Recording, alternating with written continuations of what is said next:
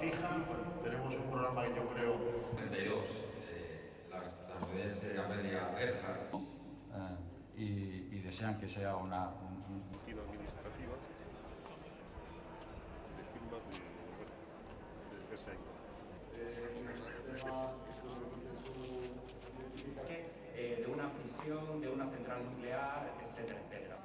Al final tenemos un mapa Estamos haciendo un vuelo, digamos, de 500 metros, que es un poco lo que podemos desde el punto de vista. Es hacking, son ciberataques. Como necesitemos, tal como está funcionando ahora, las cámaras son un respaldo del sistema de radiofrecuencia. Entonces, lo que ocurre es, primero lo detectamos con la radiofrecuencia. Que se puede instalar en buques de hasta... Arrancar un poco el proceso también de industrialización. Ha pensado este mismo sistema que se ha instalado en un remolque,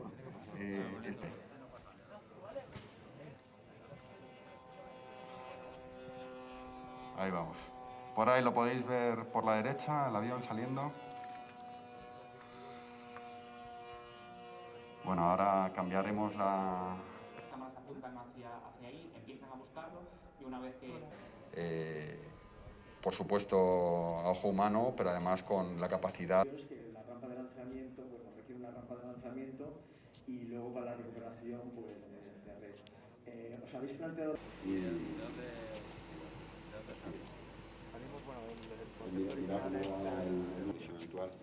el tracking automático, evidentemente... Son hitos importantes, fruto, como decía, de esa colaboración público-privada que hoy particularmente queremos agradecer.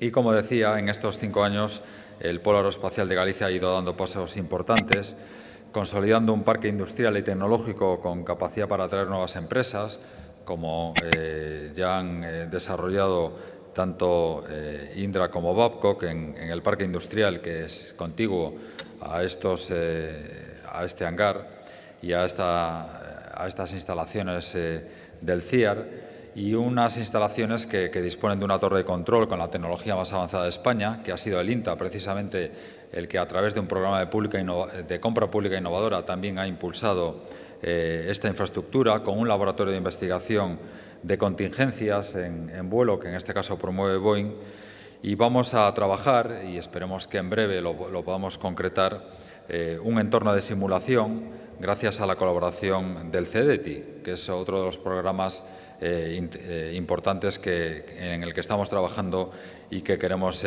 impulsar en breve. 5 años de intenso trabajo que ahora queremos darle paso a una nueva fase en el horizonte del año 2025, con una estrategia en el cual ya tenemos comprometidos internamente dentro del presupuesto de la Administración Autonómica 70 millones de euros que vamos a intentar trabajar para seguir consolidando este proyecto. Lo vamos a hacer con una licitación que haremos pública en este mes de julio y que nos va a permitir poder impulsar y firmar entre 4 y 8 acuerdos de asociación con un presupuesto de partida de 40 millones de euros, que tenemos la intención de crear un marco de ayudas para la internacionalización de las empresas que participen en la iniciativa y que, por lo tanto, podamos financiar y ayudar en el ámbito de las exportaciones, de misiones comerciales, de atracción también de inversiones internacionales y crear nuevos mercados. Un objetivo, por lo tanto, para abrir la iniciativa al ámbito internacional. Ya venían...